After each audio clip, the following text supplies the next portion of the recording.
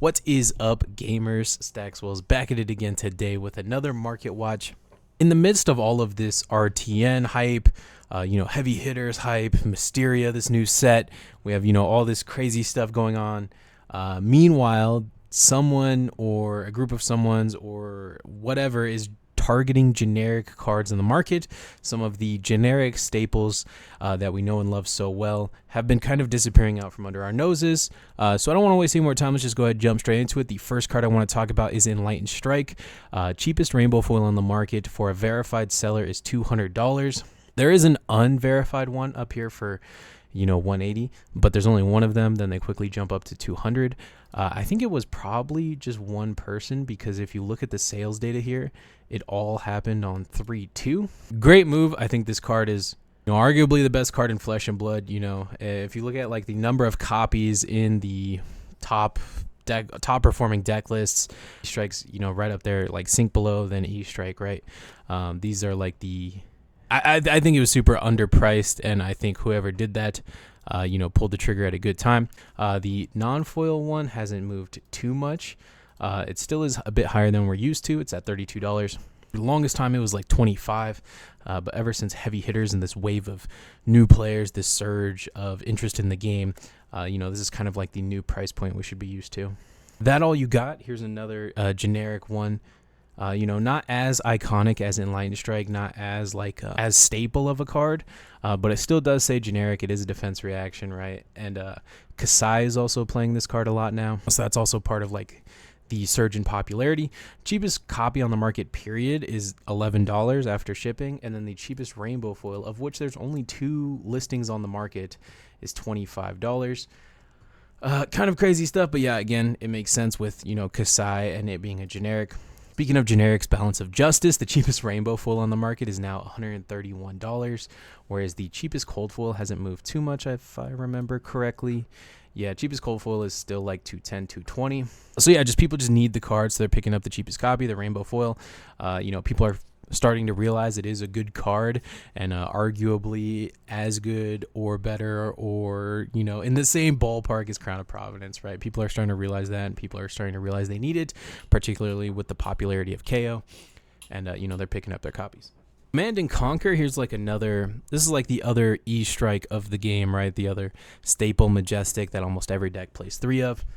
So when you think of one, you typically think of 2, except Command and Conquer is way more expensive. That's just because there's less boxes of Arcane Rising that have ever existed in the wild, whereas WTR just had so many boxes printed of the Unlimited that there's just way more E-Strikes than there is Command and Conquers. But while E-Strike had that huge disparity in rainbow foil to non-foil, Command and Conquer doesn't quite have that. The cheapest non-foil on the market is $100, whereas, sorry, I'm in the wrong filter here, the cheapest rainbow foil on the market is $170, which does sound like a lot, but it's cheaper than the E-Strike foil, right? It shouldn't be cheaper than the E-Strike foil if non-foils are, CNC's 3 times more expensive, right? So you would expect the rainbow foil CNC to be 3 times more expensive as the rainbow foil E-Strike, right? That would be like what logic would tell you. Unfortunately, well, I guess fortunately, right? It's not unfortunate. It's fortunate for us if we're trying to buy them. It's not as disparaging of a difference, and I think a big reason for this is people are afraid of like a reprint, maybe. I think a big reason for that is people are kind of maybe a little bit of afraid of a CNC reprint. It's heavily rumored that the Deathmatch Arena leaderboard promo is going to be a CNC. I've seen some pictures confirming this. I put confirming in air quotes because I'm just not sure the validity of this, right? They have a link to like the information for the Deathmatch Arena leaderboard, and it doesn't say anything about Command and Conquer here, but people are very convinced of a Command and Conquer reprint from there. Maybe as like an extended art or something like that, I guess they're imagining. Either way, like you have to realize that these cards are going to get reprinted, right? They're never not going to reprint CNC again, and same goes for E-Strike. I'm sure, these cards will all be reprinted again, and whether it be in a different art or in a white border or in a fabled Marvel like they did with CNC already before, something's going to happen with them. And I'm okay with that, right? If I have the original foil printing of the card, even if it's not first edition, I'm still totally chill with that. I like it a lot. As long as they don't print that exact same art and that exact same foiling again, I'm okay with it. And I don't think that they will, due to their reprint policy. I mean, granted, the reprint policy only technically protects from cold foils. They haven't done anything quite that egregious before, so I don't imagine that they would. I feel pretty safe buying a set of rainbow foil of these, and I did for around this price point. And if I didn't have them, I would do it again today. Beautiful card, goes in like every deck, and I want it to be foiled, right? That makes sense. Either way, I'm going on way too much of a tangent here. The non-foil and the foil aren't as far apart as you would imagine when looking at a card like E-Strike. So I actually do think the rainbow is like a bit undervalued. And yeah, it's not confirmed for a reprint or anything like that, so don't let that scare you. Hold the line. Cheapest rainbow foil on the market is like nearly $20 now, whereas the cheapest non-foil on the market is still insanely expensive at $12. Again, a generic defense reaction. I don't know what that is. Defense reaction just going crazy lately. Hold the line is very good against things like KO, Blood Rush Bellow, all of the brutes, I guess. Art of War, Home of the Imperial Flame. Everything balance is good against. Hold the line is good against. And it turns out it's a really good Balance of Justice meta, so therefore it's got to be a really good Hold the Line meta.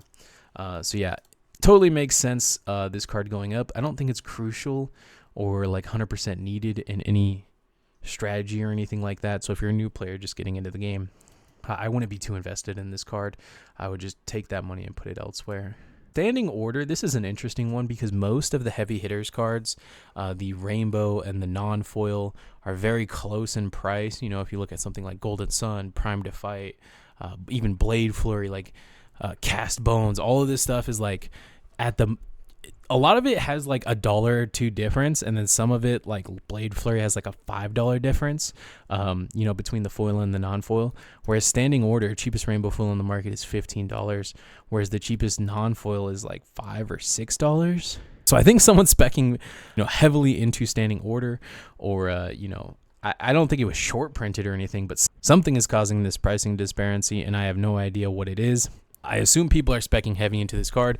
I remember before this card came out, I'm sure you guys do too, people would do like their Majestic tier lists or whatever, and a lot of the pro players were very high on this card. So it wouldn't surprise me if someone took their advice, or one of them themselves is, just speccing on the card and picking up a lot of copies.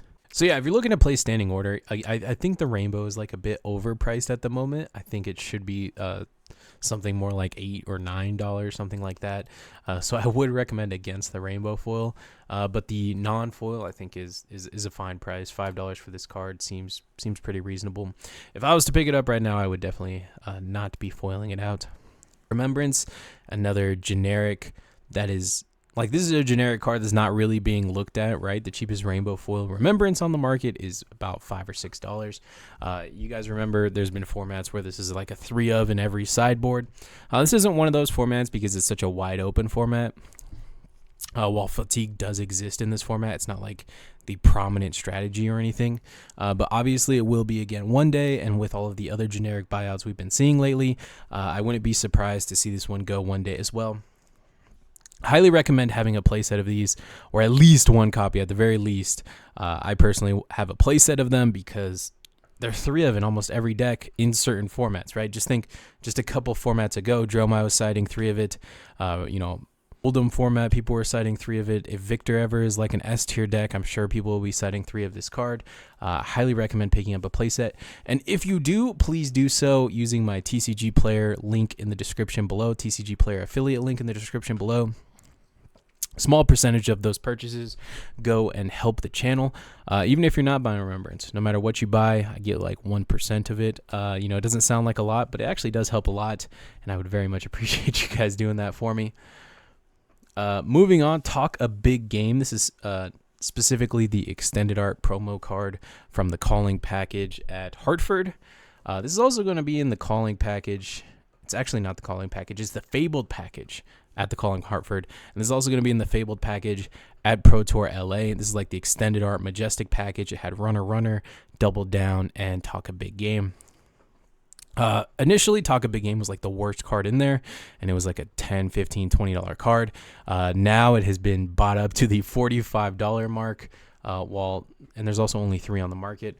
Big reason for this is that a lot of Brute, not just Brute, Rhinar, specifically Rhinar is playing this card because they can intimidate your hand, talk a big game, call like 10 or something, and then hit you for 10 and make 10 might tokens, which is like just insane value, right? It's a 1 card 10. So I think people are just cooking with that Rhinar deck. We did talk a little bit about it with Chris Ioli on the tier list. If you haven't seen that yet, please check that out. I'll have it play after this video. But yeah, talk a big game.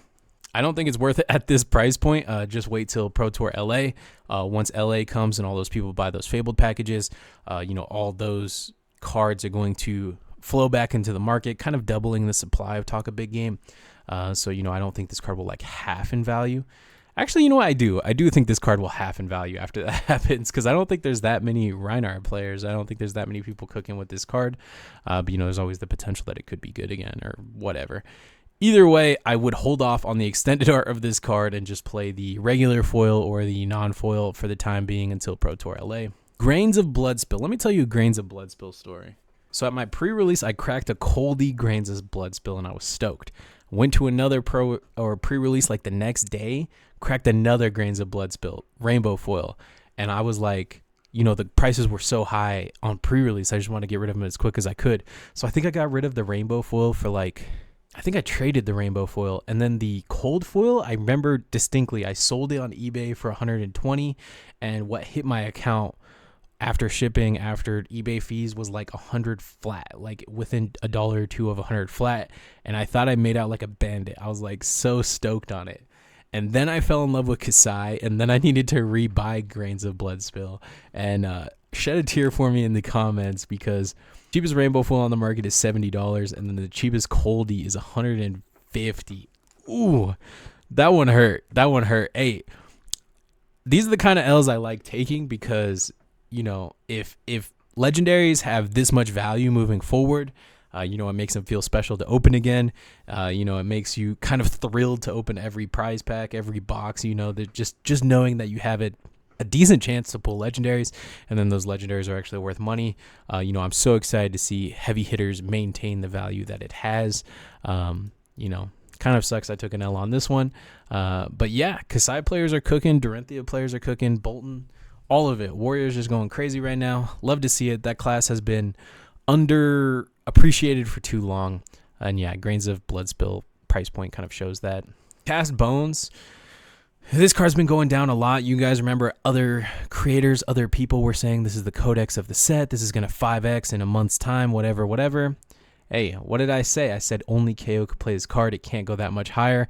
And what did it do? It less than halved in price since that market watch. This is why you guys watch me. You know what I'm saying? So if you have been waiting on Cast Bones, now is definitely the time. Go ahead, jump in there. KO is still a fantastic deck. Trench of the Sunken Treasure. Not a lot of people are looking at this one right now, but obviously Riptide's going to be good one day. We're going to get another Ranger at some point in the future. Who knows? That new Ranger might want to play Trench of the Sunken Treasure. If nothing else, it's at least an Arcane Barrier, so instead of Northern Robes, you'll at least play Trench just for that, if nothing else. And then, even Lexi played Trench, so I assume any Ranger in the future will play Trench, whether it be in the sideboard or the main board. And $9 for a legendary is just a little bit too cheap in my opinion. Big Steps keeps creeping up. I was surprised when it hit $20. Now it's up to $25. The rainbow foil is confirmed. I don't know if it's actually out yet, but it's in the next or the current social play kit, like the Brevant social play kit. Very curious to see what those rainbow foil Civic decks are going to go for if the non-foils are $25. This does have a ceiling on it, right? It can't get that much more expensive than the round the table set itself, and that is $56. So honestly, with Civic Steps being so expensive, it's kind of getting more and more tempting to just buy the sealed product. And then, look, if you sold... Wait, what? The Brevant deck is $10. Oh, $20 shipped. Okay, well, still, you could just buy the Brevant deck for cheaper than you could buy the Civic Steps. And then there's other good cards in there too, like Boulder Drop, right? Yeah, so these are probably too cheap. I don't know. Yeah, at some point you just buy the round the table set. Don't let this just get so expensive and kind of ruin your day. There's so many cards that only come in here that for this price tag you might as well just buy the whole thing, because you never know Thorns is surely going to spike at some point. Boulder Drops, like I said, a really good card. Hell, even Final Act, Apocalypse, Automation, like all of these cards could spike at a moment's notice. There's a ton of Crouching Tiger synergy in here, Mauling Klee, all of that stuff. There's so many cards in here that could just go up. I would say just pay the extra $25 and get the whole box kit, or pay $5 less and just get the Brevin deck and then get your Civic Footsteps that way. Highriser, I know, what's a Highriser? Highriser is the weapon that Guardian has to play with in this heavy hitter set. The one that's like if you drew, it gets +1 power. This is specifically the Cold Foil Highriser. It has like its own listing because the regular Highriser is like a token, and this one isn't a token printing of the card. Anyway, cheapest Cold Foil on the market is $15, way overpriced. Don't pay this for that card. I literally gave this away. I was at an RTN, and I think I was on Kasai or something, and the guy next to me was on Betsy or whatever, and he's like, does anyone have a Highriser? And I had a Cold Foil from him. I was like, oh yeah, here you go. I just gave it to him. Don't pay this for this card. This card is not worth it in the slightest. I have no idea how any of them sold, but yeah, this is like a $2 card, I imagine. Thunder Quake, the blue and the red extended art have returned to the market. Nature's healing a little bit. They did shoot up. They both shot up to like $20-$30 at some point, was the cheapest listed. They're all back now. Cheapest rainbow foil for the blue is $9. Cheapest for the red, I think I just checked, it was like $6 or $7. So yeah, if you've been holding off on Thunderquake, good time to jump back in and buy those. Now that the Victor hype is like, I mean, Victor's still hype, but these cards are like replenished on the market now. They're affordable again. So I think it's well worth it. Speaking of things that are not affordable, is the Marvel Singularity is at $1,000 for the cheapest copy on the market. Teklo hype is real. There are definitely some Teklo players out there. Some of them, definitely. It's kind of weird. Like, I feel like every day or every other, not every day, right? Because it can't be, but like every week, I'll hear like multiple stories. Like, oh, Teklo got second place, or Teklo got top 4, Teklo this, Teklo that. So there's definitely people out there like cooking with him. And I just don't think it's quite the meta, right? Like maybe like Dromai and Kano are just too popular. But at some point, this deck is just going to be a menace. And I'm not saying for you to go out and buy the Marvel, because this is just crazy. None have sold for that price point, by the way. But yeah, just have Teklo in the back of your mind. Just know that all this stuff is going to be good and going to go crazy at some point in the future. Another thing I want to talk about is just like overall the LL system and the heroes attached to the hero cards specifically attached to the LL system, and what has happened over time, right? So I kind of had to learn this lesson the hard way myself. I bought a Cold Foil Icelander. I think I bought it for like $550, and then she rotated, and I couldn't pay someone to take her. I think I had it listed for like $400, and I couldn't get rid of it. And I think other people had the same experience. So now people are kind of like afraid of this happening.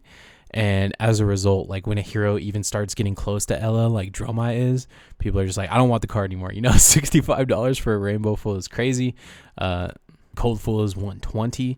This hero's winning more and more and more. It's one of the most RTNs of any hero so far. And yet its cards just keep going down. People are just afraid of it LLing. I kind of do agree with like not getting too attached to the actual hero card. But all of the dragons, everything like that, I feel totally fine in investing in because they're all so cheap right now, and I know that they're going to come back at some point. I mean, James White, I think he's literally said that Droma is going to come back, or the dragons are going to come back in a playable capacity at some point. So I'm not super worried about that. I just do think it's like kind of an interesting little lesson. It kind of goes with all of the heroes. Like the cheapest rainbow foil dash is only $50. I remember this card being like just insane. Look, yeah, we had one sell right there for $75. So to see it drop that far that quick, this is just something to think about. Think about those hero cards. Think about that Marvel Kasai before you buy it. All these heroes are going to be gone one day, and if you don't have like a true love for the hero, if this is just like a meta call for you, be kind of wary on specifically foiling the hero card unless you love the hero. All the other cards in the deck, totally fine. Yeah, sure, all the illusionist cards, you can play them in any illusionist. I'm just saying be a little bit careful with the heroes because this is what they tend to do. With that being said, I actually, oddly enough, think like 10, 20 years timeline, the heroes are the best investments in the deck, right? Because when people look back on the game, they're going to look at and they're going to think of their Dromai deck that they won an RTN with or whatever. They're going to have all these fond Dromai memories, and they're not going to want the Marvel Chromai from that deck, right? If they have one card to put on their wall as like a memory of the game or whatever, they're going to want the Dromai Hero card. That's like what they're going to resonate with. Same thing goes for like, Pokemon, they want like that guy. Who was that guy in their deck? It was Charizard. Yu-Gi-Oh was Blue Eyes. Like, it was that guy. That was the hero card of their deck, the signature card. And the signature card of every Flesh and Blood deck is the hero. So I think 10, 20 years, these are great investments. But if you're just like playing deck to deck, meta to meta, I think it's actually one of the worst investments in your deck, oddly enough. And that is all I got for you guys today. Thank you so much for watching. Don't forget to like, comment, rate, subscribe, help the algorithm, help me out just a little bit. Later, gamers.